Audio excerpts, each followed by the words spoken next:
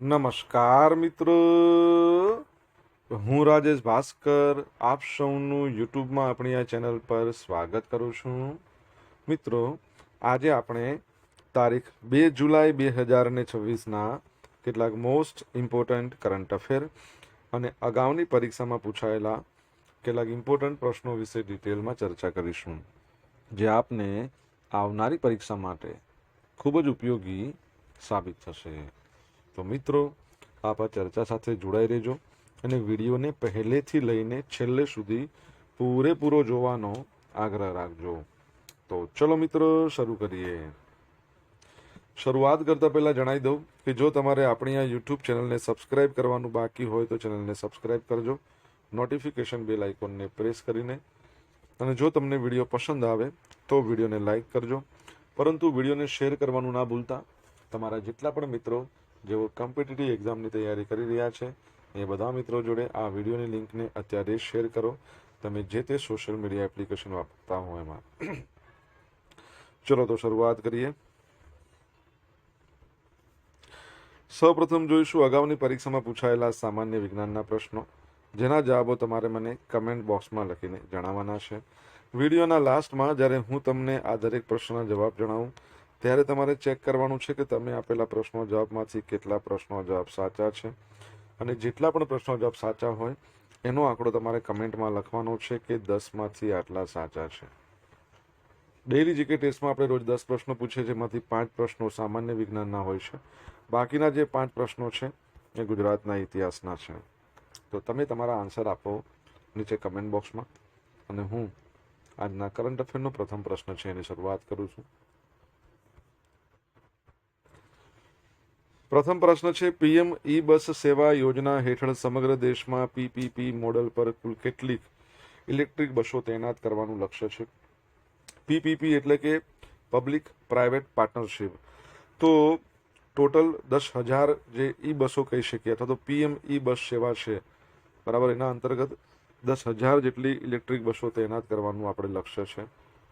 તો ગાંધીનગરમાં કેન્દ્રીય ગૃહમંત્રી અમિત શાહ છે, મુખ્યમંત્રી ભૂપેન્દ્રભાઈ પટેલ એમના દ્વારા પીએમ ઈ બસ સેવા એ અંતર્ગત પર્યાવરણ મૈત્રીપૂર્ણ ઇલેક્ટ્રિક બસોનો પ્રારંભ કરાયો છે.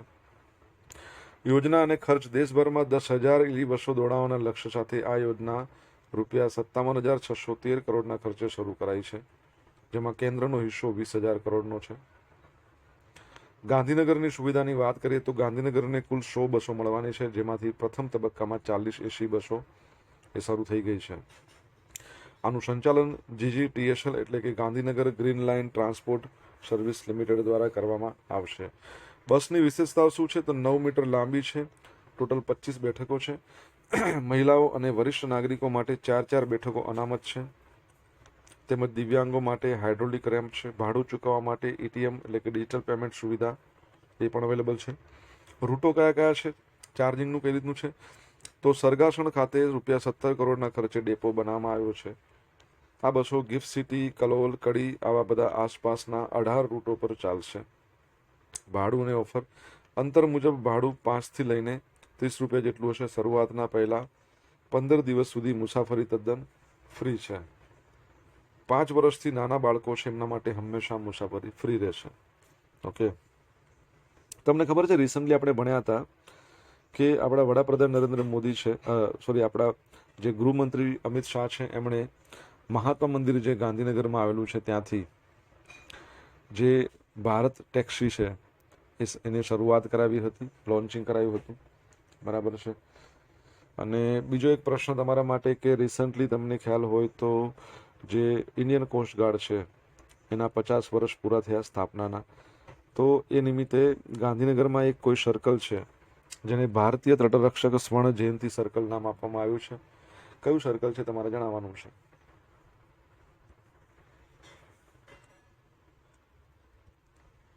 દર વર્ષે વર્લ્ડ યુએફઓ ડે ક્યારે ઉજવવામાં આવે છે? તો જવાબ આવશે 2 જુલાઈના રોજ. તો વર્લ્ડ યુએફઓ ડે દર વર્ષે 2 જુલાઈએ અજાણી ઉડતી વસ્તુઓ અને આપણા ગ્રહની બહાર જીવનના અસ્તિત્વ વિશે જાગૃતિ લાવવા માટે ઉજવવામાં આવે છે. UFO, unidentified flying object. World UFO દિવસ સત્તાવાર રીતે 2001માં તુર્કીના યુએફઓ સંશોધક જે હથકન અકડોગન છે એના દ્વારા સ્થાપિત કરવામાં આવ્યો હતો. શરૂઆતમાં તે યુનાઇટેડ સ્ટેટ્સમાં પ્રથમ વ્યાપક રીતે નોંધાયેલા યુએફઓ જોવાની યાદમાં 24 જૂને ઉજવવામાં આવ્યો હતો. જોકે અન્ય યુએફઓ સંબંધિત ઘટનાઓ અને તકરારને ટાળવા પાછળથી ડેટ બદલીને 2 જુલાઈ કરવામાં આવી.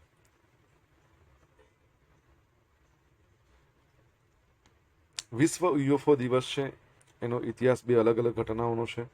બંને યુનાઇટેડ સ્ટેટ્સમાંથી છે. પ્રથમ ઘટના 24મી જૂન 1947, જ્યારે એક અમેરિકન પાયલોટ કેનેથ આર્નોલ્ડે જણાવ્યું કે તેણે માઉન્ટ રેનિયર વોશિંગ્ટન પાસે ઘણા યુએફઓ જોયા છે. દરમિયાન બીજી ઘટના 2 જુલાઈ 1952ના રોજ બની હતી, જ્યારે રડાર ઓપરેટરોએ વોશિંગ્ટન પર ઘણા યુએફઓ હોવાની પુષ્ટિ કરી હતી. બરાબર છે, તો યાદ રાખજો યુએફઓ દિવસ છે. આજે 2 જુલાઈ છે. વિશ્વ રમતગમત પત્રકાર દિવસ અથવા તો વર્લ્ડ સ્પોર્ટ્સ જર્નાલિસ્ટ ડે એ પણ દર વર્ષે 2 જુલાઈના રોજ મનાવવામાં આવે છે. આ દિવસ રમતગમતના સમાચારો લોકો સુધી પહોંચાડતા સ્પોર્ટ્સ પત્રકારોની મહેનતને બિરદાવવા માટે ઉજવાય છે. દિવસ ઉજવવાની શરૂઆત ઇન્ટરનેશનલ સ્પોર્ટ્સ પ્રેસ એસોસિએશન દ્વારા 1994માં. ઇતિહાસ 2 જુલાઈ 1924ના રોજ પેરિસ ઓલિમ્પિક્સ દરમિયાન આ જે ઇન્ટરનેશનલ સ્પોર્ટ્સ પ્રેસ એસોસિએશન છે એની સ્થાપના થઈ હતી અને આ તારીખ પસંદ કરી છે. આનો ઉદ્દેશ શું છે? સ્પોર્ટ્સ પત્રકારત્વને પ્રોત્સાહન આપવું અને ખેલાડીઓની સંઘર્ષ ગાથાને લોકો સમક્ષ લાવવી. તમને ખબર છે ઇન્ટરનેશનલ જર્નાલિસ્ટ ડે ક્યારે મનાવવામાં આવે છે? ખબર હોય તો જણાવો. અને ભારતમાં રાષ્ટ્રીય ખેલ દિવસ અથવા રમતગમત દિવસ 29મી ઓગસ્ટ કોનો જન્મદિવસ? મેજર ધ્યાનચંદનો. યાદ રાખજો. Justice Pratibha M Singh international IP hall of fame 2026માં સામેલ થયા અને આ સામેલ થનાર તેઓ પ્રથમ ભારતીય જજ બન્યા છે. ઇન્ટેલેક્ચુઅલ પ્રોપર્ટી આઈપી કાયદાના વિકાસમાં એમના યોગદાન બદલ તેમને સેન ડિએગો ખાતે યોજાયેલા આઈપીબીસી ગ્લોબલ 2026માં આ એમને સન્માન મળ્યું હતું. તેઓ હાલમાં world intellectual property organisation advisory board of જજીસના ચેરપર્સન છે. Hall of fame intellectual asset management દ્વારા 2006માં સ્થપાયેલા આ પ્લેટફોર્મની આ 20મી વર્ષગાંઠ હતી. ભારતમાં પ્રગતિ. જસ્ટિસ સિંઘે જણાવ્યું કે ભારતમાં વર્ષ દરમિયાન 1,50,000થી વધુ પેટન્ટ અરજીઓ ફાઇલ થઈ છે. આઈપીની વાત આવી ને, ઇન્ટેલેક્ચુઅલ પ્રોપર્ટી. તમને ખબર છે કે ઇન્ટેલેક્ચુઅલ પ્રોપર્ટીમાં નંબર 1 પર કોણ હોય છે? હંમેશા યુએસએ હોય છે. ભારત, આપણો દેશ કયા નંબર પર છે? તમને ખબર હોય તો તમે જણાવી શકો છો. મિત્રો, વિડીયો પસંદ આવ્યો હોય, ભણવાની મજા આવી હોય તો વિડીયોને લાઇક કરો, તમારા મિત્રો જોડે વિડીયોની લિંકને શેર કરો. આપણી બંને યુટ્યુબ ચેનલ રાજેશ ભાસ્કર 2 બંનેને સબસ્ક્રાઇબ કરો, નોટિફિકેશન બેલ આઇકોનને પ્રેસ કરીને. જો તમારે ડેલી કરંટ અફેરની પીડીએફ જોઈતી હોય તો આપણી ટેલિગ્રામ ચેનલને જોઈન કરી લો. ડેલી કરંટ અફેરની પીડીએફ તમને મળશે, સાથે તમને પોલ્સ પણ રમવા મળશે. ગ્રીસમાં યુપીઆઈ સેવાઓ શરૂ કરવા ભારતની એનઆઈપીએલે કઈ વિદેશી બેંક સાથે ભાગીદારી કરી છે? તો જવાબ આવશે યુરો બેંક જોડે. કોની જોડે? યુરો બેંક જોડે. તો 30 જૂનના રોજ કેન્દ્રીય વાણિજ્ય અને ઉદ્યોગ મંત્રી પિયુષ ગોયલ છે, એમની ગ્રીસની મુલાકાત દરમિયાન ત્યાં યુનિફાઈડ પેમેન્ટ ઇન્ટરફેસની સેવાઓને સત્તાવાર રીતે શરૂ કરવાની જાહેરાત કરવામાં આવી હતી. ભારતની national payment corporation of India એની જે ઇન્ટરનેશનલ બ્રાન્ચ છે, એટલે કે એનપીસીઆઈ ઇન્ટરનેશનલ પેમેન્ટ લિમિટેડ અને ગ્રીકની યુરો બેંક, આ બંને વચ્ચે ભાગીદારી હેઠળ ડિજિટલ સેવા શરૂ કરવામાં આવી છે. આનાથી ભારતીય પ્રવાસીઓ પરંપરાગત ટ્રાન્સફર ખર્ચના ખૂબ નાના હિસ્સા જેટલા નજીવા ખર્ચે સુરક્ષિત અને ઝડપી રીતે નાણાકીય વ્યવહારો કરી શકશે.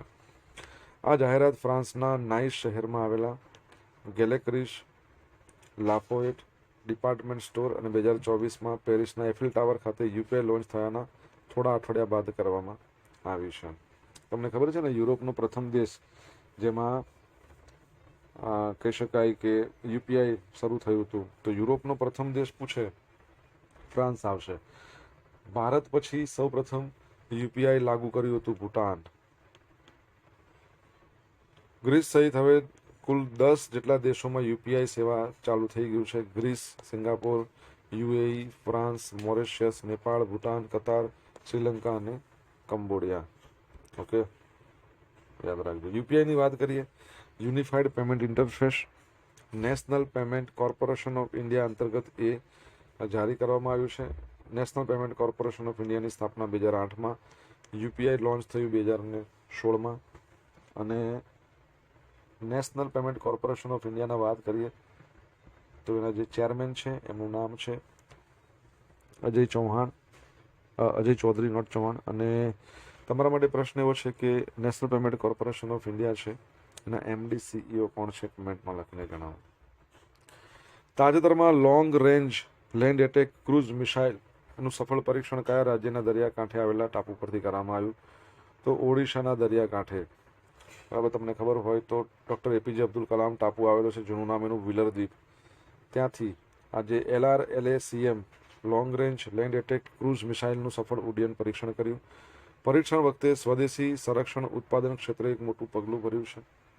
મિસાઇલ છે long range land attack cruise missile વિકાસ કરતા DRDO બનાવી છે, defence research and development organisation, જેની સ્થાપના 1 જાન્યુઆરી 1958માં હેડક્વાર્ટર નવી દિલ્હીમાં છે. અને એના વચગાળાના અધ્યક્ષ પણ બન્યા, તમે મને કહો. અને બલશ્યમુલમ વિજ્ઞાનમ એનો મુદ્રાલેખ છે. તો DRDOની બેંગલુરુ સ્થિત લેબોરેટરી છે, એરોનોટિકલ ડેવલપમેન્ટ એસ્ટાબ્લિશમેન્ટ, એ આ પ્રોજેક્ટની નોડલ લેબોરેટરી છે. નવી ટેકનોલોજી, આ મિસાઇલ ચોક્કસ માર્ગદર્શન આપતી પ્રિસિઝન ગાઇડેડ નેવિગેશન સિસ્ટમથી સજ્જ છે. આ મિસાઇલ સંપૂર્ણપણે ભારતમાં ડિઝાઇન કરવામાં આવી છે, વિકસિત કરવામાં આવી છે.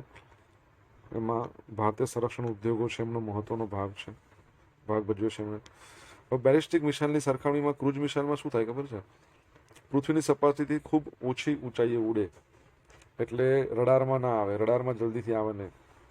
આ મિસાઇલ દુશ્મનના સૈન્ય મથકો, ઇન્ફ્રાસ્ટ્રક્ચર પર લાંબા અંતરની ચોક્કસ નિશાન છે એ સાધવામાં સક્ષમ છે. ઓકે, આગળ વધીએ. ઓપરેશન સિંદૂર નેશનલ વોર મેમોરિયલ ખાતે 6 શહીદોના નામ અંકિત કરાયા છે. તો ઓપરેશન સિંદૂર તમને ખબર હોય તો ગયા વર્ષે 2025માં 6-7મી મેના રોજ આ ઓપરેશન સિંદૂર આપણે શા માટે કર્યું હતું? તો 22મી એપ્રિલના રોજ જમ્મુ કાશ્મીરના પહલગામમાં આતંકવાદી હુમલો થયો હતો. ઓપરેશન સિંદૂર દરમિયાન દેશની રક્ષા કરતા સર્વોચ્ચ બલિદાન આપનારી ભારતની સેનાના 5 અને ઇન્ડિયન એરફોર્સના 1 જવાન સહિત ટોટલ 6 વીર શહીદો એના નામ નવી દિલ્હીના નેશનલ વોર મેમોરિયલ ખાતે ત્યાગ ચક્રની દિવાલ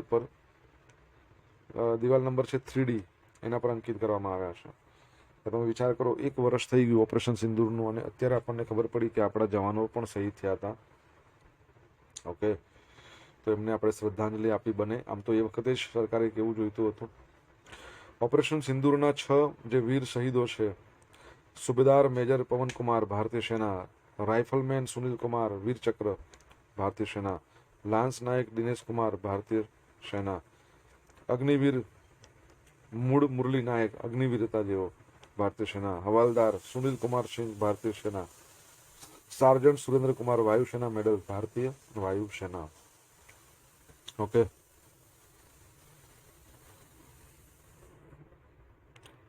ચલો, તમને ખબર છે ઓપરેશન સિંદૂરમાં 2 મહિલાઓના નામ હતા જેમણે આ પૂરું પાડ્યું હતું ઓપરેશન. એમના નામ તમારે જણાવવાના છે કમેન્ટ બોક્સમાં લખીને.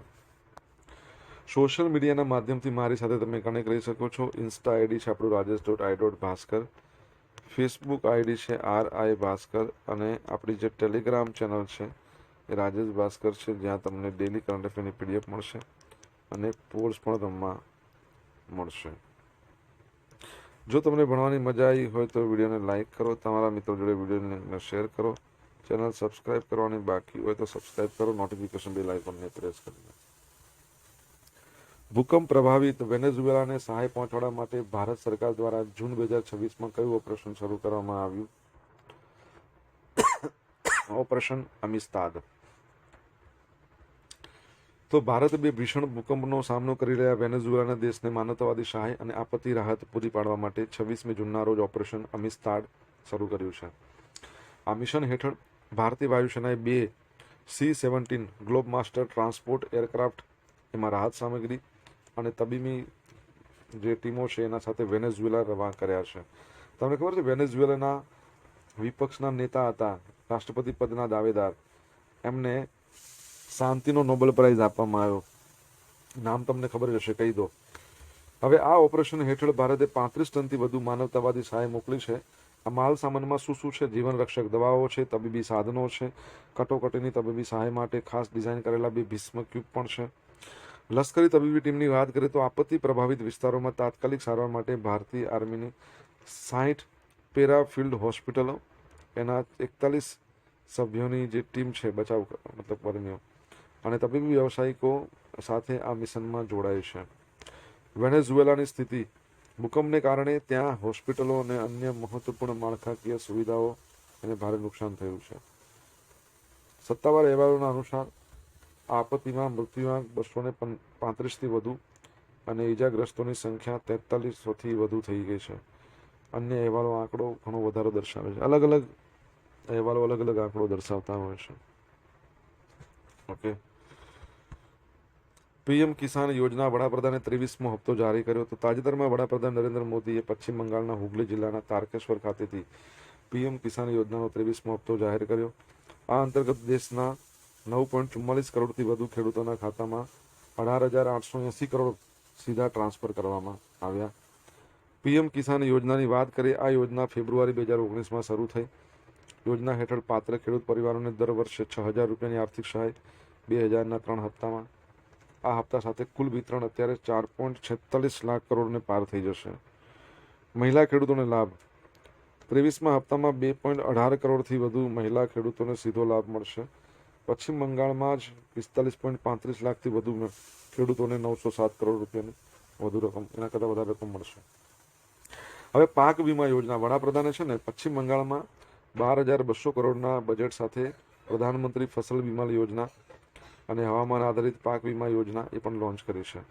આગામી લક્ષ્યાંક શું છે 2026-27? તો સરકારનો લક્ષ્યાંક 2026-27 દરમિયાન આશરે 1.10 કરોડ ખેડૂતો અને 30 લાખ હેક્ટર વિસ્તારમાં એ બધાને પાક વીમા હેઠળ આવરી લેવાનો છે.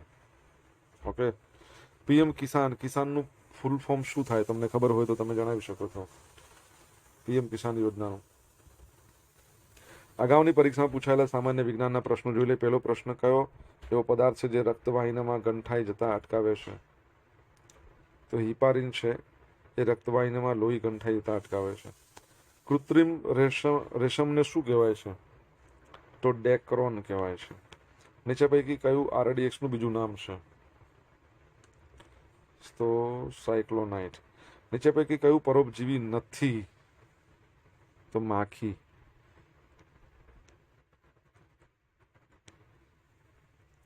સેલ્સિયસ અને ફેરનહીટ ક્યારે તાપમાન સરખું બતાવે? -40. યાદ રાખજો, માઇનસમાં છે. હવે જોઈશું અગાઉની પરીક્ષામાં પૂછાયેલા ગુજરાતના ઇતિહાસના પ્રશ્નો. પહેલો પ્રશ્ન, અમદાવાદનું પ્રસિદ્ધ કાંકરિયા તળાવ કયા સુલતાને બનાવ્યું? કુતુબુદ્દીન અહેમદ શાહે. કયા સત્યાગ્રહની ગુજરાતના પ્રથમ સત્યાગ્રહને માનવામાં આવે છે? ખેડા સત્યાગ્રહ 2018. દાંડી કૂચની શરૂઆત ક્યારે થઈ? 12 માર્ચ 1930માં.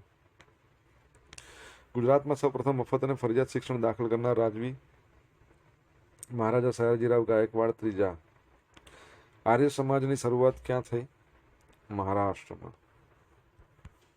હવે મિત્રો જોઈશું ગઈકાલે પૂછેલા પ્રશ્નનો જવાબ. પહેલો પ્રશ્ન, દેશની પ્રથમ સહકાર આધારિત ડ્રાઈવર માલિકીની ટેક્સી સેવા ભારત ટેક્સીનો પ્રારંભ કોણે કરાયો? અમિત શાહ. તાજેતરમાં પીએમ મોદીને કયા દેશના સર્વોચ્ચ રાષ્ટ્રીય સન્માન Guardian of the blue Horizon એનાથી સન્માનિત કરવામાં આવ્યા? તો સેસલ્સ. ઓકે. હવે આજે પૂછેલા પ્રશ્નનો જવાબ જોઈ લઈએ. પહેલો પ્રશ્ન હતો કે ગાંધીનગરમાં ભારતીય તટરક્ષક સ્વર્ણ જયંતિ સર્કલ ક્યાં બનવાનું છે? 6-4B. સેકન્ડ નંબરનો પ્રશ્ન છે તો ઇન્ટરનેશનલ જર્નાલિસ્ટ ડે આપણે ક્યારે મનાવીએ છીએ? 19 નવેમ્બર. તમને ખબર હોવી જોઈએ 19 નવેમ્બર છે એને આપણે ઇન્ટરનેશનલ મેન્સ ડે તરીકે ઉજવીએ છીએ. બરાબર છે. 19મી નવેમ્બર. ટોયલેટ ડે પણ છે 19 નવેમ્બર. ચલો, ત્રીજા નંબરનો પ્રશ્ન શું હતો? ભારત ઇન્ટેલેક્ચુઅલ પ્રોપર્ટી ઇન્ડેક્સમાં 43મા નંબર પર છે. ચોથા નંબરનો પ્રશ્ન શું હતો? તો જે national payment corporation of India છે એના એમડી અને સીઈઓ નું નામ શું છે? દિલીપ આસબે. દિલીપ આસબે. 5મા નંબરનો પ્રશ્ન ડીઆરડીઓ છે, એના વચગાળાના અધ્યક્ષ કોણ છે? તો રાજેશ કુમાર સિંઘ, આપણા જે ભારતના સંરક્ષણ સચિવ છે. ઓપરેશન સિંદૂરમાં 2 મહિલાઓ, એક તો કર્નલ વ્યોમિકા સિંઘ, હવાલદાર વ્યોમિકા સિંઘ અને કર્નલ સોફિયા કુરેશી. ત્યારબાદનો પ્રશ્ન શાંતિનો નોબેલ પ્રાઇઝ 2025નો કોને મળ્યો? તો મારિયા કોરિના મચાડો.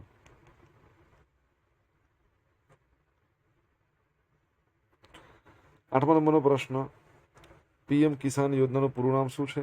તો પ્રધાનમંત્રી કિસાન સન્માન નિધિ યોજના. કિસાન સન્માન નિધિ યોજના. ગઈકાલના કરંટ અફેરમાંથી પૂછેલા કેટલાક ઇમ્પોર્ટન્ટ પ્રશ્નો જેના જવાબો તમારે કમેન્ટમાં લખવાના છે. પહેલો પ્રશ્ન પીએમ ફેમિલી કેર ટ્રેકર અને હેલ્થ પાસપોર્ટ પાયલોટ પ્રોજેક્ટ ક્યાંથી શરૂ થયો છે? કયો દેશ 61 યુનેસ્કો વર્લ્ડ હેરિટેજ સાઇટ સાથે વિશ્વમાં પ્રથમ સ્થાને પહોંચી વર્લ્ડ હેરિટેજ કેપિટલ બન્યો છે? જવાબ આવડે તો કમેન્ટમાં લખજો. તો આ હતા આજના દિવસના કેટલાક મોસ્ટ ઇમ્પોર્ટન્ટ કરંટ અફેરના અગાઉની પરીક્ષામાં પૂછાયેલા કેટલાક ઇમ્પોર્ટન્ટ પ્રશ્નો એના જવાબોની સાથે આશા રાખું બધાને ભણવાની મજા આવી હશે. મજા આવી તો વિડીયોને લાઈક કરો, તમારા મિત્રો જોડે વિડીયોને શેર કરો. આપણી બંને યુટ્યુબ ચેનલ રાજેશ ભાસ્કરને સબસ્ક્રાઈબ કરો. નોટિફિકેશન બેલ આઇકોનને પ્રેસ કરીને. તો મિત્રો thank you so much. Have a nice day. જય હિન્દ, જય ભારત, જય કરવી ગુજરાત.